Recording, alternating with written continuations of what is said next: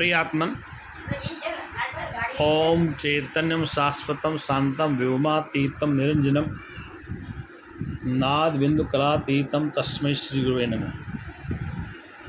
प्रियात्मन, आपको आज हम गीता के अध्याय 5 का श्लोक नंबर 36 का व्याख्यान सुनाते हैं।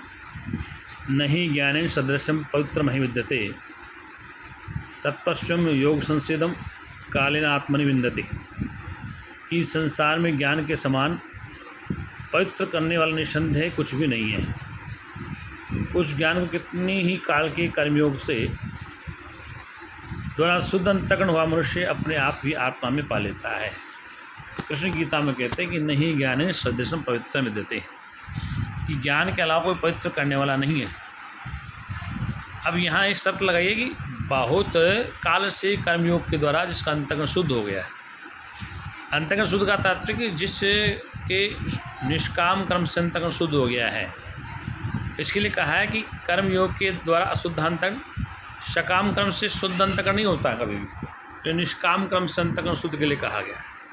तो निष्काम कर्म के द्वारा जिसका अंतःकरण शुद्ध हो गया है, उस मनुष्य के लिए ये ज्ञान बहुत ही पवित्र है। क्योंकि ज्ञान की प्राप्ति तभी होती है, जैसे बर्तन साफ़ सुथरा होगा तो उसमें दूध अच्छी तरह घी रुका रहेगा, यदि पात्र ठीक नहीं है तो खराब हो जाता।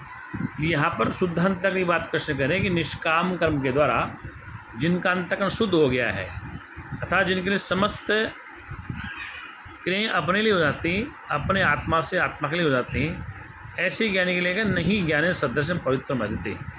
नहीं ज्ञानेन सदृशम पवित्रमहि विद्यते, कि ज्ञान के अलावा कोई पवित्र करने वाला कोई दूसरा रास्ता नहीं है। वेद भी ये कहता है कि ऋते ज्ञानान न मुक्ति, ज्ञान के अलावा कोई दूसरा रास्ता नहीं है इस संसार में जीवों के दुख की निवृत्ति के लिए। गीता भी ये कहती है। फिर कहा श्लोक में, श्रद्धा लभते ज्ञानम यत पर सतंद्रिय ज्ञानम लब्ध्वा पराम शांति। श्रद्धावान लभते ज्ञानम। अब श्रद्धा शब्द क्या है? श्रद्धा का तात्पर्य संत पे श्रद्धा, गुरु पे श्रद्धा, वेद शास्त्र पे श्रद्धा। श्रद्धावान लभते ज्ञानम, यदि आपकी वेद के प्रति, गुरु के प्रति, शास्त्र के प्रति श्रद्धा नहीं है तो ज्ञान प्राप्त नहीं होगा। और तत्पर सतेंद्रिय, और जब तक ज्ञान प्राप्त न हो तब तक सतेंद्रिय होता है इंद्रियों पर विजय, इंद्रियों को संयमित रखना। सतेंद्रिय मतलब इंद्रिय में अपने अपना नियंत्रण रखना। ज्ञान लब्ध्वा परम शांति, तो ज्ञान से ही, तत्व ज्ञान से ही परम शांति की प्राप्ति होती है और संसार में कोई दूसरा रास्ता नहीं है।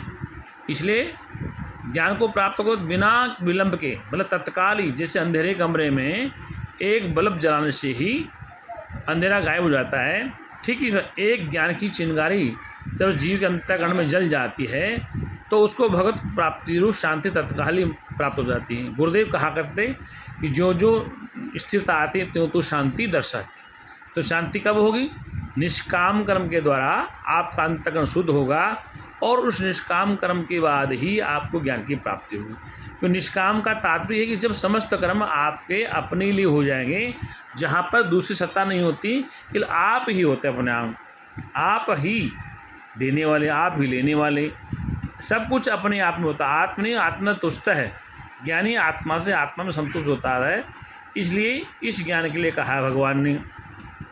और ये भी कहा है आगे श्लोक में कि जो श्रद्धावान नहीं है, संशय आत्मा, संशय आत्मा है, विनश्यति, जो आत्मा संशय वाली है, जिसको संशय है कि मैं कौन हूँ, मैं जीव हूँ, प्रकृति हूँ, ब्रह्म हूँ, माया हूँ, जन्मता हूँ, मरता हूँ, शरीर हूँ, मतलब उसको ठीक प्रकार से बोध नहीं होता कि मैं वास्तव में शुद्ध आत्मा हूँ।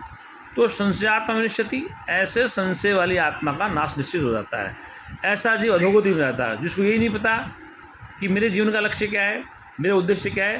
तो ऐसे संशय आत्मा का विनाश होता है। नायम लोकस्ति न परो न सुखम संशय आत्मा, इस लोक में भी और परार्थ लोक में भी वो अवश्य नष्ट हो जाता है। ये लोक भी और परलोक, और सुख ही न सुखी होता है। और जिस व्यक्ति को संशय है, अपने होने पर संशय, संसार में देवी देवता अवतार हैं, सब कुछ है, गुरु है, पीर है, लेकिन अपना होना अगर निश्चय नहीं है कि मैं हूँ, मैं कौन हूँ, मैं सत्य चित आनंद अजन्मा नित्य शाश्वत चेतन आत्मा मैं हूँ, शुद्धोसी बुद्धोसी निन्नोसी, मैं शुद्ध स्वरूप हूँ, मैं बुद्ध स्वरूप हूँ। ऐसा यदि उसको ज्ञान नहीं होता है तो ऐसे संशयात्मा संसार में निश्चित हो जाती है, अर्थात उसके ये लोक भी और परलोक भी सब नाश को प्राप्त हो जाते हैं। वो सच्चिदानंद भगवान की